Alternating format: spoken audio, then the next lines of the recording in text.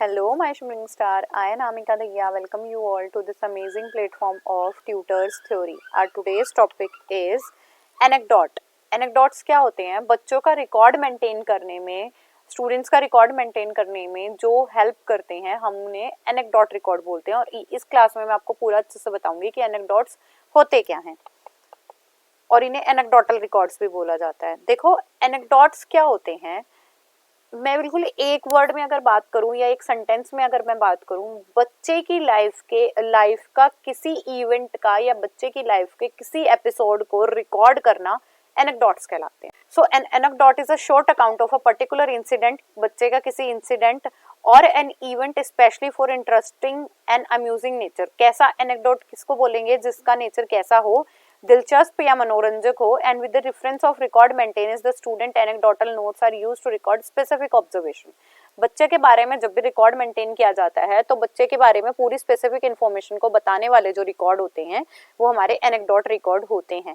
Notes are used to record specific observation of individual students. क्या record करने के उनकी स्किल हो सकती है, एकेडमिक हो सकता है, एप्टीट्यूड हो सकता है, एटीट्यूड हो सकता है, ये कुछ भी हो सकते हैं। Harp defines anecdotals notes the written records a teacher keeps of his or her observation of children। मतलब एनेक्डोट क्या होते हैं? जो टीचर के द्वारा ही बनाए गए हैं और टीचर अपनी अंडर ऑब्जर्वेशन में रखने के लिए प्रयोग करते हैं। Anecdotal notes provide the cumulative record of individual student achievement, उनके बारे में, उनको पर्टेन कैसे किया गया, क्या ऑब्जर्वेशन रही और बच्चों की परफॉर्मेंस को असेस करने के लिए इंडिविजुअल के बनाए जाते हैं। एनेक्डोटल रिकॉर्ड जो है क्यूमुलेटिव रिकॉर्ड में भी पार्टिसिपेट करते हैं। एनेक्डोटल रिकॉर्ड और क्या करते हैं? बच्चे को अच्छी तरह से ऑब्जर्व करके मूल्यांकन करते हैं। पर्पस क्या है? आई थिंक आपको एनेक्डोटल रिकॉर्ड समझ आ गए हैं। उसकी किसी भी बच्चे का लाइफ इवेंट का स्नैपशॉट लेना, उस एपिसोड को रिकॉर्ड करना, उस इंसिडेंट को रिकॉर्ड करना या लाइफ के उस सेक्शन को रिकॉर्ड करना जो बच्चे को प्लीज कर रहा है या बच्चे को इंटरेस्टिंग लग रहा है और बच्चे का मनोरंजन हुआ है किसी भी तरह से, वो एनेक्डोटल रिकॉर्ड्स कहलाएंगे। सो फर्स्ट पर्पस है हमारा रिकॉर्ड ऑफ स्टूडेंट परफॉर्मेंस। पहली बात क्या है, एनेक्डोटल क्यों करे जाते हैं रिकॉर्ड? बच्चे की परफॉर्मेंस को रिकॉर्ड करने के लिए कि बच्चे ने कोई गेम खेला है, कोई टेस्ट दिया है तो उसमें बच्चे ने कैसा परफॉर्म किया है। अवेलेबिलिटी ऑफ डाटा, स्टूडेंट्स के डाटा को मेंटेन रखने के लिए कि बच्चे का एट दैट टाइम उस लाइफ पे अगर कोई भी ऐसा पर्टिकुलर इंसिडेंट हुआ है तो हम उसे रिकॉर्ड कर सकें। Facilitate teachers to plan, teacher को योजना बनाने में हेल्प करेगा। Feedback, immediate feedback to the student, और बच्चों को उनका फीडबैक जो है साथ साथ प्रोवाइड हो जाएगा। नेक्स्ट है शेयरिंग द इंफॉर्मेशन, बच्चे की जो इन्फॉर्मेशन है वो शेयर करने के लिए। एंड क्यूमुलेटिव रिकॉर्ड का भी पार्ट है। क्यूमुलेटिव रिकॉर्ड की मैं वीडियो ऑलरेडी अपलोड कर चुकी हूँ, go and check that one. Cumulative record में ये होता है जिसके अंदर आप बच्चे के पूरे डाटा को रिकॉर्ड करते हो, मतलब पुराने इवेंट्स को भी आगे जोड़ते रहते हैं। नेक्स्ट है precaution in writing anecdotal record. ऐसी कौन कौन सी सावधानियां हैं जो आपको एनेक्डोट बनाते वक्त रिकॉर्ड करनी है?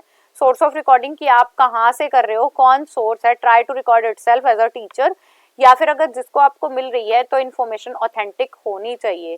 प्रॉम्प्ट रिकॉर्डिंग, रिकॉर्डिंग को प्रॉम्प्ट करता है। रिकॉर्डिंग मतलब शीघ्र हो जानी चाहिए। जैसे आज इंसिडेंट हुआ है तो मैं 10 दिन ना लगाऊं उसके बाद रिकॉर्डिंग करूं, तो बहुत सारी चीजें जो इवेंट्स की हैं वो मिस हो सकती हैं।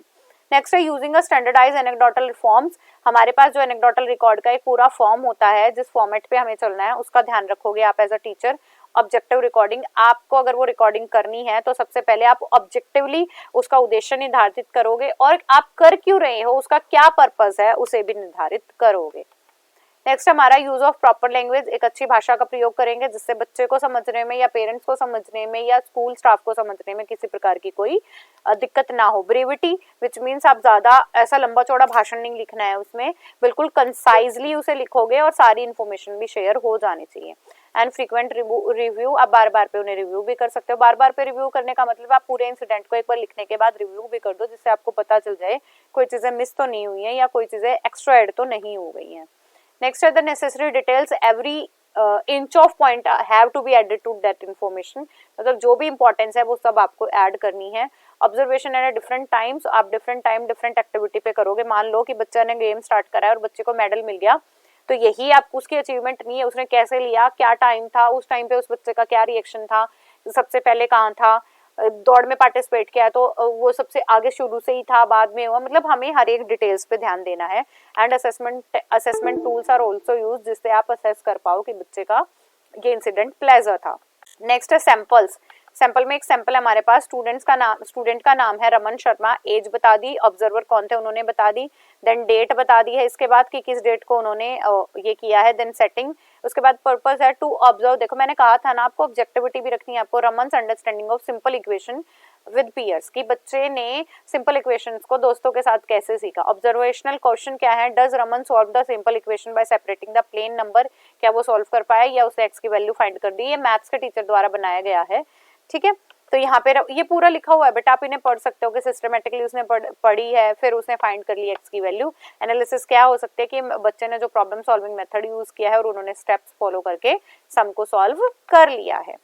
नेक्स्ट एडवांटेजेस बहुत सिंपल है, अच्छी एडवांटेजेस यही है इसकी, प्लानिंग को फैसिलिटेट करेगा, लर्निंग एक्सपीरियंसेस बच्चे के रिकॉर्ड हो सकते हैं, स्टूडेंट की परफॉर्मेंस की बच्चे की क्या परफॉर्मेंस थी उसको आप इलैबोरेशन दे सकते हो पूरा, और कोई स्पेशल ट्रेनिंग रिक्वायरमेंट नहीं है, आपका जैसा इंसिडेंट था उसके बारे में वैसा ही लिख देना है। And it is a kind of flexible technique कि आप जो चीजें अच्छी हैं उसे ऐड कर सकते हो, ऐसा नहीं है नेगेटिव एस्पेक्ट तो बिल्कुल छोड़ देने हैं, बट अगर बच्चे की अचीवमेंट अच्छी थी तो हम उन्हें ऐड ऑन कर सकते हैं।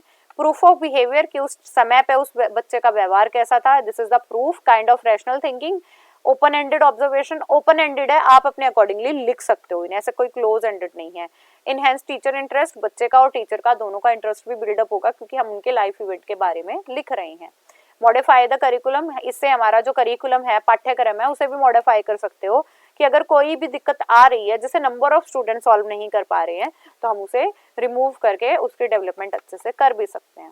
देन बात आती है हमारी लिमिटेशन की, फर्स्ट है सब्जेक्टिविटी, हमें बहुत लंबा चौड़ा लिखना पड़ेगा, सब्जेक्टिव है, ज्यादा विषय वस्तु ज्यादा ऐड करनी है आपको।